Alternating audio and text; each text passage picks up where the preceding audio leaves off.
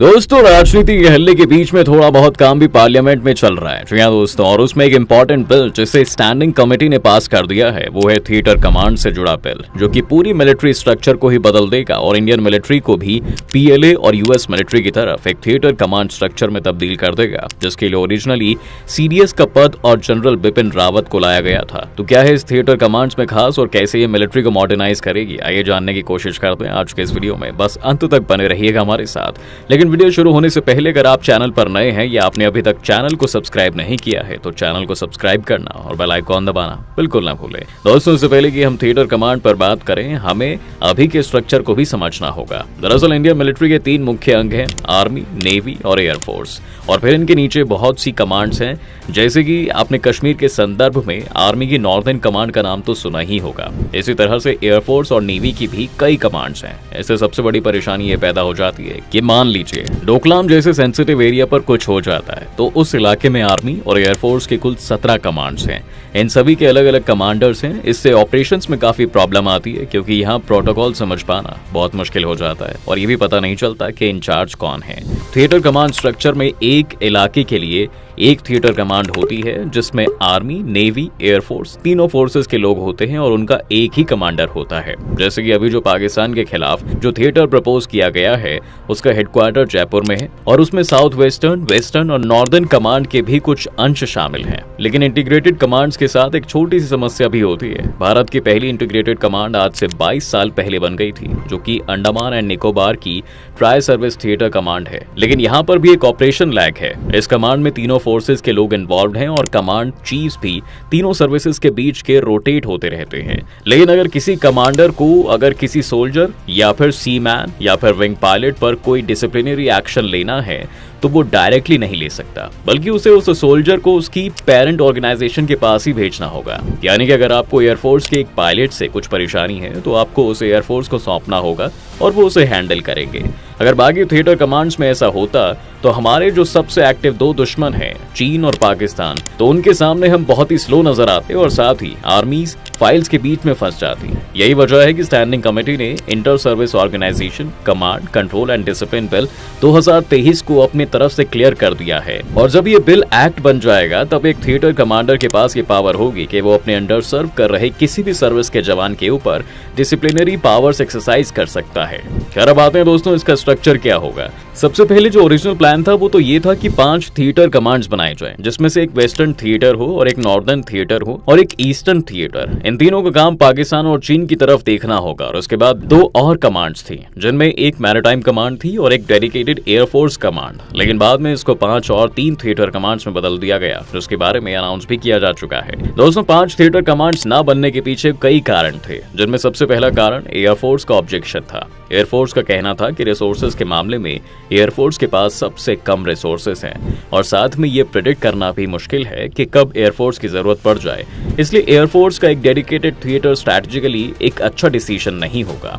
इसके बाद अगर हम बची हुई 4 कमांड्स को देखें तो ऑलरेडी वही स्ट्रक्चर होता है जो पहले से चला आ रहा था, क्योंकि नेवी तो एक अलग एंटिटी है ही। और अगर ऑपरेशनल पॉइंट से देखा जाए तो भारत की जो 3 ऑपरेशनल कमांड्स हैं जिनके ऊपर सबसे ज्यादा जिम्मेदारी है वो आर्मी की नॉर्दर्न कमांड, वेस्टर्न कमांड और ईस्टर्न कमांड ही हैं। तो इन्हें थिएटर कमांड बुलाने से ज्यादा फर्क नहीं पड़ता। यही वजह है कि टोटल थिएटर कमांड्स की संख्या को 3 कर दिया गया है। लेकिन अभी तक इसके क्या नाम होंगे ये सामने नहीं आए हैं। लेकिन जो जानकारी है उसके मुताबिक इसमें एक थिएटर कमांड तो मैरीटाइम कमांड होगी, जिसे एक 4 स्टार रैंक का नेवल ऑफिसर हेड करेगा, और बाकी 2 कमांड्स जो हैं उसमें से एक का हेडक्वार्टर जयपुर में बनाया जाएगा जो पाकिस्तान की तरफ देखेगा, और दूसरी का हेडक्वार्टर लखनऊ में होगा जो चीन पर नजर बनाए रखेगी। इन दोनों कमांड्स की कमान आर्मी और एयरफोर्स आपस में शेयर करेंगे और इसे भी एक 4 स्टार रैंक का ही ऑफिसर हेड करेगा। दोस्तों, थिएटर कमांड्स ने कुछ पदों पर भी सवाल उठाने शुरू कर दिए हैं, जैसे कि इस थिएटर कमांड के समय में तीनों सर्विसेज के चीफ का क्या रोल होगा, सीडीएस इसमें क्या भूमिका निभाएंगे। वैसे तो सीडीएस का पद बनाते समय ही सरकार ने साफ कर दिया था कि ये एक एडमिनिस्ट्रेटिव पोजीशन है,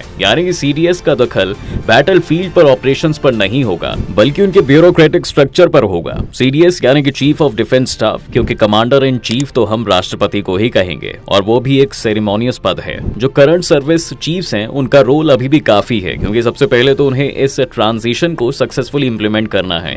और फिर साथ ही वो चीफ ऑफ स्टाफ कमेटी के मेंबर्स भी हैं, जिसमें सीडीएस भी बैठते हैं। सभी थिएटर कमांडर्स इस एक कमेटी को ही रिपोर्ट करेंगे। अब यहाँ पर आप फिर कह सकते हैं कि क्या फायदा हुआ जब थिएटर कमांडर को एक कमेटी को ही रिपोर्ट करना है, तो डिलेज तो फिर भी होंगे ही। आपकी बात यहाँ पर बिल्कुल भी गलत नहीं होगी, इसलिए इस सेटअप को अभी के लिए एक परमानेंट सेटअप नहीं माना गया है। लेकिन ट्रांजिशन के समय कोई रेडिकल चेंज लाना बैकफायर भी कर सकता है, स्पेशली जब अग्निवीर और दूसरी एक्सपेरिमेंटल पॉलिसीज को हम ऑलरेडी टेस्ट कर रहे हैं। पर तीनों फोर्सेस का इंटीग्रेशन मिलिट्री के लिए उतना अलाइन कॉन्सेप्ट भी नहीं है जितना हम समझते हैं, क्योंकि अगर हम स्ट्रेटेजिक फोर्सेस कमांड या फिर defence space agency, national defence academy या फिर नेशनल डिफेंस कॉलेज जैसे इंस्टीट्यूट्स की बात करें तो यहाँ तीनों फोर्सेस साथ मिलकर काम करती हैं या दोस्तों, और इनकी लीडरशिप भी रोटेट होती रहती है। इसके अलावा डिफेंस स्टाफ हेडक्वार्टर्स जो कि सीडीएस के अंडर है, वहां भी तीनों फोर्सेस के ऑफिसर्स मिलकर ही काम करते हैं। अब देखते हैं कि जो कमांड्स पहले से तीनों सर्विसेज के बीच में मौजूद हैं उनका क्या होगा। दोस्तों, अगर हम जयपुर वाले थिएटर की बात करें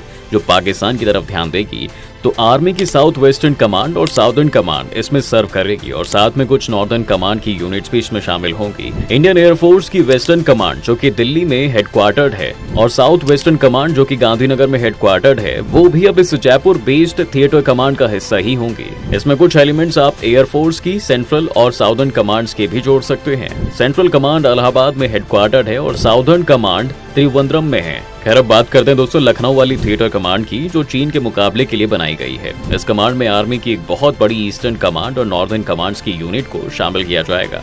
यहाँ पर ईस्टर्न एयर कमांड भी तैनात रहेंगी और आप जानते होंगे कि राफेल के जो 2 स्क्वाड्रंस भारत ने एक्वायर किए थे, उसमें से एक अंबाला में वेस्टर्न एयर कमांड को दिया गया है और दूसरा स्क्वाड्रन ईस्टर्न एयर कमांड के पास है, जो कि नॉर्थ बंगाल में स्टेशन है और सिक्किम और डोकलाम से ज्यादा दूर भी नहीं है। इसके अलावा चीन को देखते हुए हमें अब उत्तराखंड जैसे राज्यों पर भी ध्यान देना शुरू करना होगा, जहां पर नए सेंसिटिव बॉर्डर्स पनप रहे हैं और इसलिए इसमें सेंट्रल आर्मी कमांड और सेंट्रल एयरफोर्स कमांड्स भी अपना रोल निभाएंगे। इसके बाद आखिरी कमांड मैरीटाइम कमांड है और नाम से ही स्पष्ट है कि ये भारत के समुद्री बॉर्डर्स की रक्षा के लिए है, जिसे चीन और पाकिस्तान दोनों ही फ्रंट संभालने की जिम्मेदारी दी गई है। अब दोस्तों, इस मैरीटाइम थिएटर कमांड को कर्नाटक के कारवार में हेडक्वार्टर किया गया है। अब आते हैं कि इन कमांड्स को हेड कौन करेगा। वैसे तो इस पर अभी कोई ऑफिशियल आंसर नहीं आया है, पर द प्रिंट में छपी एक रिपोर्ट की माने दोस्तों, तो इस समय 2 पोटेंशियल कैंडिडेट्स जो हैं वो हैं लेफ्टिनेंट जनरल बीएस राजू, जो इस वक्त आर्मी की साउथ वेस्टर्न कमांड को हेड कर रहे हैं, और एक ऑप्शन है लेफ्टिनेंट जनरल कलीटा, जो इस समय ईस्टर्न आर्मी कमांडर हैं। अगर कोई भी इनमें से थिएटर कमांडर बनता है तो इस बार रिटायरमेंट एज को भी 61 तक एक्सटेंड करना होगा, क्योंकि करंट रूल्स के मुताबिक दोनों ही अक्टूबर और दिसंबर में रिटायरमेंट के लिए ड्यू हैं।